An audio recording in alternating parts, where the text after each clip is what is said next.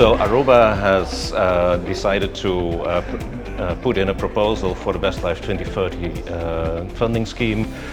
for the continuation of the Turning the Tide project, in which both mangrove systems as well as coral reef systems were supported in regaining health. And in this particular case, we have chosen to focus on sustainable funding as well as the creation of a volunteer base that actually expands the group of people that supports coral reef restoration through the assistance of artificial reefs and the outplanting of coral fragments along the coast of Aruba,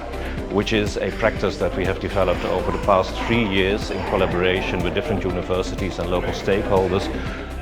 mainly Aruba Conservation Foundation as well as Bubble Foundation in Aruba and international academic partners. It is extremely important for our island because over the past decades we have lost most of the coral cover and most of the coral diversity around Aruba, and with a combination of both increasing climate change pressure as well as the pressure of more built-up environment and more activity on land,